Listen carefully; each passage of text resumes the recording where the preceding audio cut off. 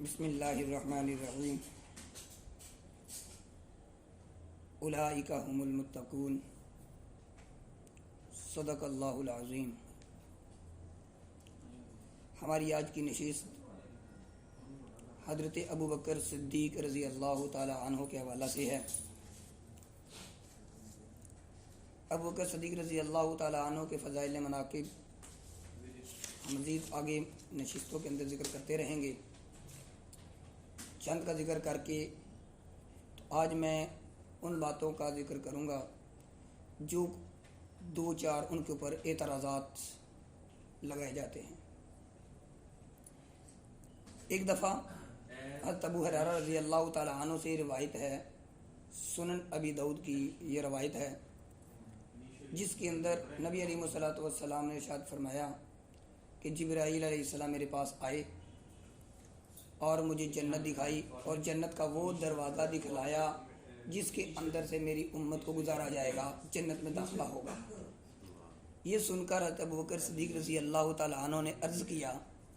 یا رسول اللہ صلی اللہ علیہ وآلہ وسلم، وہ جو کاش اس وقت میں بھی آپ کے ساتھ ہوتا اور میں بھی وہ جگہ دیکھ لیتا، کہ وہ دروازہ دیکھ لیتا جہاں سے یہ امت، یہ مسلمان وہاں سے گزریں گے۔ تو نبی علیہ الصلوۃ والسلام نے حضرت ابو بکر صدیق رضی اللہ تعالیٰ عنہ کی یہ بات سن کر ارشاد فرمایا، ابو بکر، میری امت میں سب سے پہلے تو جنت میں داخل ہوگا۔ تو نبی علیہ الصلوۃ والسلام نے حضرت ابو بکر صدیق رضی اللہ تعالیٰ عنہ کو اپنی امت میں سب سے پہلے جنت میں جانے کا حکم ارشاد فرمایا کہ سب سے پہلے آپ جنت میں جائیں گے۔ اور آپ نبی علیہ الصلوۃ والسلام نے ایک جگہ پہ فرمایا، انبیاء کے بعد سب سے افضل شخص ابو بکر صدیق رضی اللہ تعالی عنہ ہے۔ اور نبی علیہ الصلوۃ والسلام ابو بکر صدیق رضی اللہ تعالی عنہ سے اتنا پیار فرمایا کرتے تھے کہ جب آپ کا وقت قریب تھا اس دنیا سے رخصت ہونے کا، تو آپ نے ایک دفعہ عائشہ صدیقہ رضی اللہ تعالیٰ عنہ سے ارشاد فرمایا کہ اپنے ابا جی کو بلاؤ اور اپنے بھائی عبد الرحمن کو بلاؤ، دونوں کو بلاؤ تاکہ میں کچھ تحریر کر دوں، اور لیکن مجھے یہ بھی یقین ہے کہ میرا اللہ اور تمام لوگ ابو بکر کے علاوہ کسی اور بات پر جمع نہیں ہوں گے سوائے ابو بکر پر۔ یعنی نبی علیہ الصلوۃ والسلام خلافت کے حوالے سے ذکر کر رہے تھے، لیکن اللہ رب العالمین کے ہاں یہ منظوری نہیں تھی، اللہ تعالیٰ یہ نہیں چاہتے تھے، تو رک گیا۔ جب کہ حضرت عمر فاروق رضی اللہ تعالیٰ عنہ نے عرض کیا، یا رسول اللہ صلی اللہ علیہ وآلہ وسلم، ہمارے پاس جب قرآن موجود ہے تو ہمیں پھر ان چیزوں کی ذکر کرنے کی ضرورت کیا ہے؟ ہم ان سے فیصلہ کریں گے، ہم دیکھیں گے۔ لیکن نبی علیہ الصلوۃ والسلام کی خواہش مبارکہ حضرت ابو بکر صدیق رضی اللہ تعالیٰ عنہ کو خلافت عطا فرمانے کی تھی، اور بعد میں تمام صحابہ نے ان چیزوں کو دیکھا اور ابو بکر صدیق رضی اللہ تعالیٰ عنہ کو خلافت سونپی۔ حضرت علی المرتضی رضی اللہ تعالیٰ عنہ بھی اس بات کے گواہ ہیں، ابھی وہ ذکر کروں گا، باقی مزید ان کی خلافت کے حوالے سے جب بات چلتی رہے گی تو اس میں ذکر کریں گے کہ نبی علیہ الصلوۃ والسلام آخری وقت میں جب بالکل نماز پڑھانے کے قریب نہیں آتے تھے تو آپ نے ارشاد فرمایا کہ ابو بکر سے کہیں کہ وہ امت کو جماعت کروائیں۔ تو امت کو جماعت کروانے کے لیے بھی نبی علیہ الصلوۃ والسلام نے حضرت ابو بکر صدیق رضی اللہ تعالیٰ عنہ کو ارشاد فرمایا۔ اور ایک روایت میں یہ بھی آتا ہے کہ کچھ صحابہ نے حضرت عمر رضی اللہ تعالیٰ عنہ کو جماعت کے لیے کھڑا کر دیا کہ آپ جماعت کروائیں۔ ابو بکر صدیق رضی اللہ تعالیٰ عنہ سے وجود اللہ کے نبی کا یہ حکم ہے کا مطلب کوئی بندہ جماعت کروا دے۔ تو یہ بھی کہا جاتا ہے کہ جب عمر رضی اللہ تعالیٰ عنہ جماعت کروانے لگے تو نبی علیہ الصلوۃ والسلام کو اس وقت مبارک آ چکا تھا، تو آپ نے حجر عائشہ صدیقہ رضی اللہ تعالیٰ عنہ سے پردہ ہٹا کر ارشاد فرمایا، لا لا لا، نہیں، ابو بکر سے کہیں کہ وہ جماعت کروائیں۔ دوبارہ ابو بکر صدیق رضی اللہ تعالیٰ عنہ کھڑا کیا گیا اور انہوں نے جماعت کرا، جو 17 نمازیں نبی علیہ الصلوۃ والسلام کی حیات مبارکہ کے اندر دنیا کے جلف افروز ہوتے ہوئے نبی علیہ الصلوۃ والسلام کو ابو بکر صدیق رضی اللہ تعالیٰ عنہ نے امت کو جماعت کروائی ہے۔ اور ایک نماز ایسی آئی ہے کہ جو کہ حضرت ابوبکر صدیق رضی اللہ تعالیٰ عنہ پڑھا رہے تھے کہ نبی علیہ الصلوۃ والسلام تشریف لے آئے، اور نبی علیہ الصلوۃ والسلام نے ابوبکر صدیق رضی اللہ تعالیٰ عنہ کو جماعت کروائی، اور ابوبکر صدیق نے پوری امت کو جماعت کروائی ہے۔ ابوبکر صدیق رضی اللہ تعالیٰ عنہ کے فضائل و مناقب بہت زیادہ ہیں۔ تو ان پر یہ اعتراض کیا جاتا ہے کہ جی انہوں نے خلافت زور زبردستی سے حاصل کی ہے، اور ان کو یہ خواہش تھی کہ مجھے خلافت سونپ دی جائے، جبکہ حق حضرت علی المرتضیٰ رضی اللہ تعالیٰ عنہ کا تھا۔ تو ایک روایت کے مطابق محمد علی رضی اللہ تعالیٰ عنہ کو جو بیان ہے اپنے انداز میں اپنی طریقے اس کا مفہوم آپ کے سامنے ذکر کر رہا ہوں کہ فرماتے ہیں کہ جب نبی علیہ الصلوۃ والسلام اس دنیا سے پردہ پوش ہوئے، ہم سب نبی علیہ الصلوۃ والسلام کے پاس بیٹھے ہوئے تھے کہ باہر سے چند شخص آئے، اور ان میں سے ایک نے حضرت عمر رضی اللہ تعالیٰ عنہ کو آواز دی کہ آپ باہر تشریف لائیے۔ تو عمر رضی اللہ تعالیٰ نے ذکر فرمایا کہ آپ کو علم ہے کہ ہم کس جگہ پر بیٹھے ہیں، اور نبی علیہ الصلوۃ والسلام کا انتقال پر ملال ہو چکا ہے، ہم وہاں بیٹھے ہوئے ہیں، تو بعد میں بس بات ڈسکس کیا جائے گا، بات ذکر کی جائے گی، انتظار کریں۔ انہوں نے کہا بہت ضروری معاملہ ہے، بہت ضروری معاملہ ہے، آپ باہر تشریف لائیں، صحابہ آپس میں لڑنے کے قریب پہنچ چکے ہیں۔ تو عمر رضی اللہ تعالیٰ عنہ حضرت ابوبکر صدیق رضی اللہ تعالیٰ عنہ کے ساتھ باہر نکلے، تو انہوں نے بتایا کہ ثقیفہ بنو سعدہ میں مہاجرین اور انصار کے درمیان میں بات چیت چل رہی ہے، جو کہ لڑائی جھگڑے پر بات پہنچ چکی ہے، تو آپ حضرات وہاں تشریف لے کے چلیں۔ تو حضرت علی المرتضیٰ رضی اللہ تعالیٰ عنہ اور نبی علیہ الصلوۃ والسلام کے اہل خانہ کے سپرد وہ معاملہ ہوا کہ آپ نبی علیہ الصلوۃ کو کہ اہل خاندان کا معاملہ ہوتا ہے کہ وہ ان کو دفن کفن کا سارا معاملہ وہ کریں،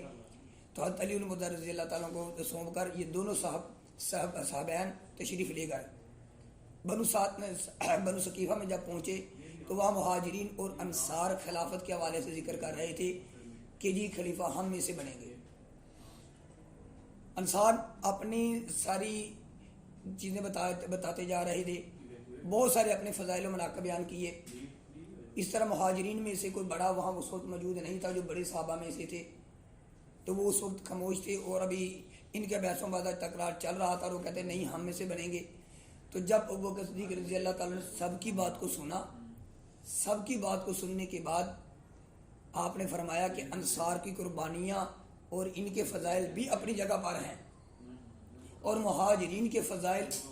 اور ان کے مناقب وہ بھی اپنی جگہ پر ہیں، کسی کے فضائل و مناقب سے انکار نہیں ہے۔ تو لہٰذا خلافت جو ہے اس کا بھی فیصلہ کرتے ہیں۔ اتنے میں انصار کے ایک صحابی کھڑے ہوئے، انہوں نے کہا ایسے کر لیتے ہیں، آپ ایک خلیفہ انصار میں سے ہو جاتا ہے اور ایک مہاجرین میں سے ہو جاتا ہے۔ تو اس وقت نبی علیہ الصلوۃ والسلام کا ایک فرمان مبارک سے ابوبکر صدیق رضی اللہ تعالیٰ نے ذکر فرمایا کہ اللہ کے نبی علیہ الصلوۃ والسلام نے فرمایا کہ جو بھی میرے بعد جو میرا خلیفہ بنے گا، جو خلافت آئے گی وہ قریش میں سے ہوگی، اور قریش خاندان مہاجرین میں سے ہے، انصار میں سے نہیں ہے، لہذا جو خلافت ہے وہ قریش میں سے چلی گئی۔ اب تمام مہاجرین اور انصار صحابہ سب خاموش ہو گئے کہ اب جب نبی علیہ الصلوۃ والسلام کا یہ فرمان مبارک موجود ہے تو اب درمیان میں سے کوئی بات نہیں کی جا سکتی۔ تو یہ بات چلی، ابوبکر صدیق رضی اللہ تعالیٰ عنہ کے ساتھ جو وہاں پہ بنو سعدہ میں جو لے کر گئے تھے عمر رضی اللہ تعالیٰ عنہ اور حضرت ابو عبیدہ رضی اللہ تعالیٰ عنہ دونوں وہاں موجود تھے۔ تو ابوبکر صدیق رضی اللہ تعالیٰ نے فرمایا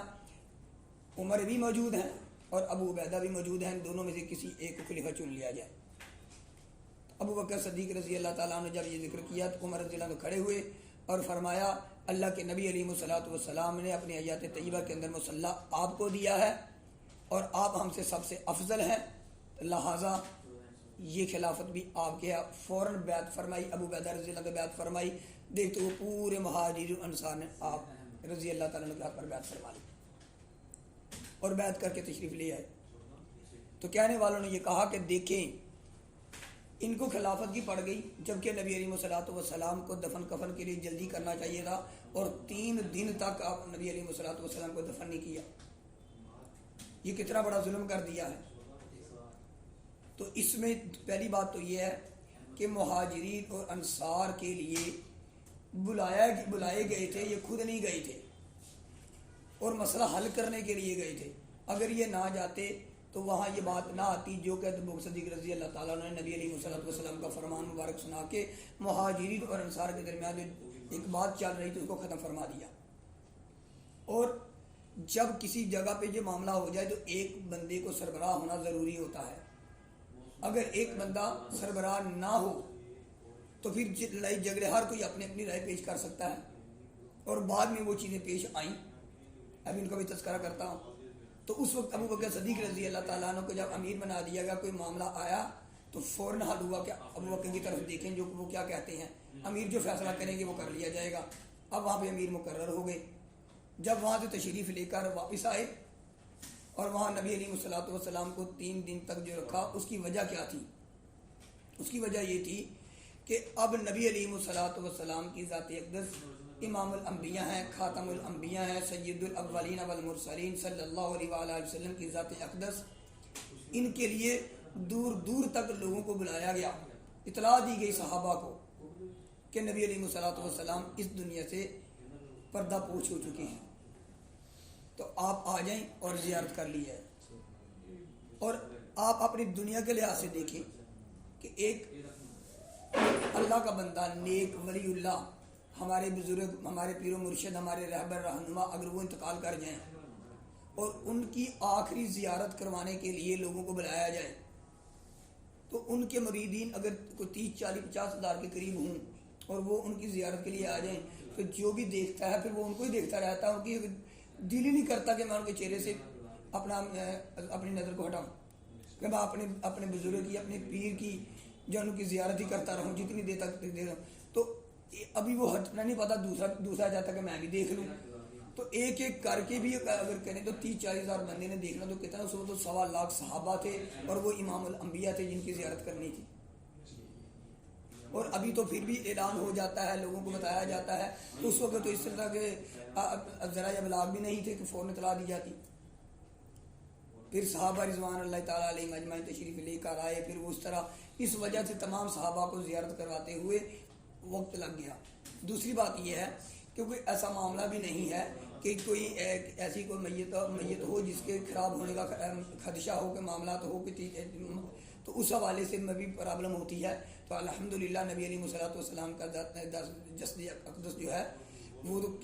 کسی لحاظ سے بھی کچھ بھی ہونے کا کوئی اندیشہ نہیں ہے. وہ وجہ وجود کائنات ہے. تو اس حوالے سے اب لوگوں نے جو اعتراض کرنے والوں، اب تو دنیا کے اندر اب ان کو دیکھ لیا گیا. پھر ان کے جو اعتراض کرنے والوں کا جب ان کا اپنا بڑا خمینی جب مرا تو اس وقت اس کو بھی 3 4 دن رکھا گیا. اللہ تعالیٰ نے ان کے ان سے وہ چیز کروا دی. تب پھر سوال کرنے جن پر یہ سوال کرتے تھے انہوں نے کہا کہ وہ تو امام الانبیاء تھے، خاتم الانبیاء تھے، تو ان کا معاملہ یہ ہوا تم لوگوں نے اس کو کس حوالے سے 3 سے 4 دن رکھا. اللہ تعالیٰ نے ان کے گھر سے ہی وہ بات ثابت کروائی. تو پھر انہوں نے یہی جواب دیا کہ ہمارے بڑے تھے، ہمارے رہبر تھے، ہمارے یہی کیا تھا، تو ہم نے ان کی تو یہ جب جواب نبی علیہ السلام کی ذات اقدس کے حوالے سے دیتا وہ کسی کے ذہن پہ اعتراض کر